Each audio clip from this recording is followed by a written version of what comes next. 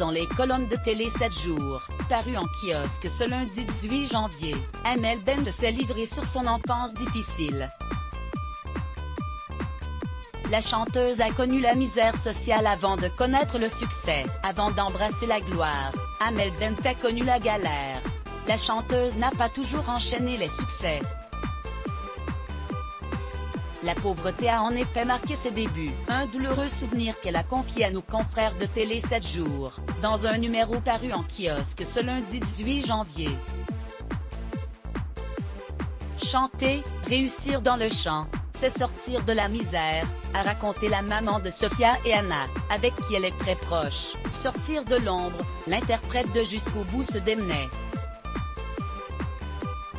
La chanteuse, dont la perte de poids intrigue sur la toile, n'avait en effet pas le moindre sou en poche. De l'espoir, en revanche, Amel Bent en avait à foison. Je courais les castings car, pour moi, c'était une question de survie, a reconnu celle qui a dû affronter la barrière sociale. Jamais la compagne de Patrick Antonelli, de qui elle a dû divorcer en août dernier, ne pensait rencontrer tant de difficultés sur le chemin de ses rêves.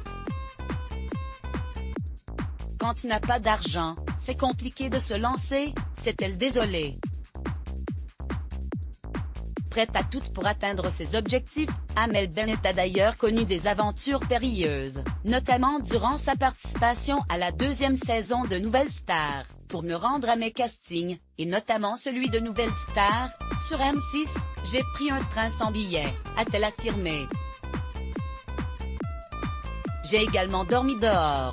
Si la candidate malheureuse a terminé 3e à ce concours de chant télévisé, elle n'a jamais perdu son âme de vainqueur. Le reflet de sa vie, son parcours, Amel Bent n'en a pas honte, bien au contraire. La chanteuse a alors accepté d'incarner la cantatrice Malika Bellaribi dans le téléfilm Les Sandales Blanches, qui sera diffusé sur France 2 lundi 25 janvier. En l'histoire de cette femme, Amel Bent Bachir, de son nom complet, a reconnu des similitudes avec la sienne. Cet instinct de survie, elle l'a aussi connu. On voit aussi, dans le téléfilm, tous ceux qui lui ont tendu la main. Ça m'a touchée, car elles sont nombreuses, et j'en ai croisé, moi aussi, de belles âmes qui m'ont aidé.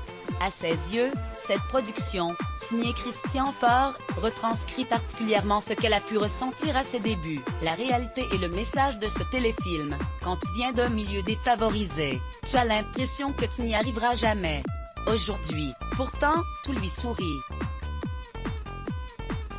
Article écrit avec la collaboration de l'agence 6 Medias Crédit Photo, Rachid Bellak Best Imageless Block ADS. Why?